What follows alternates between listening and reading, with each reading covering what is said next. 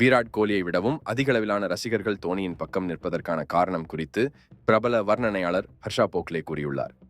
ராஜஸ்தான் அணிக்கு எதிரான போட்டியில் ஆர்சிபி அணி 4 விக்கெட்டுகள் வித்தியாசத்தில் தோல்வியடைந்தது.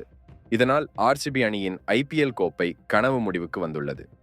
அதேபோல் இந்த போட்டியில் தோல்வியடைந்ததன் மூலமாக பிளே ஆஃப் போட்டிகளில் அதிக போட்டிகளில் தோல்வியடைந்த அணி என்ற சாதனையை ஆர்சிபி படைத்துள்ளது.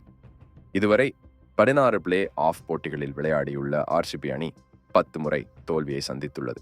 இதனிடையே ராஜஸ்தான் அணிக்கு எதிரான போட்டியின் போது நட்சத்திர வீரர் விராட் கோலி தனது அணியை சேர்ந்த வீரரான யாஷ் தயாளையே கண்டபடி திட்டிய சம்பவம் ரசிகர்களிடையே அதிர்ச்சியை ஏற்படுத்தியுள்ளது.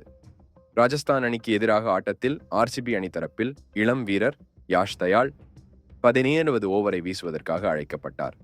அந்த ஓவரில் ஹெட்மயர் 2 பவுண்டரிகளை அடிக்க மொத்தமாக 11 ரன்கள் சேர்க்கப்பட்டது.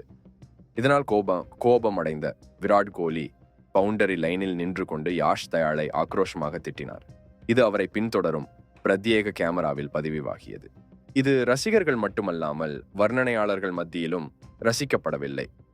இது குறித்து வர்ணனையாளர் ஹர்ஷா போக்லே பேசுகையில், கடைசி ஓவர்களின் போது விராட் கோலி இளம் வீரரான யாஷ் தயாளை ஆவேசமாக திட்டியதை பார்க்க முடிந்தது.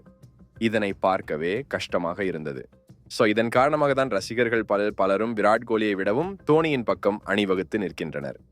இளம் வீரர்களை எப்படி நடத்த வேண்டும் என்று தோனியிடமிருந்து விராட் கோலி கற்றுக்கொள்ள வேண்டும் என்று கூறியுள்ளார்.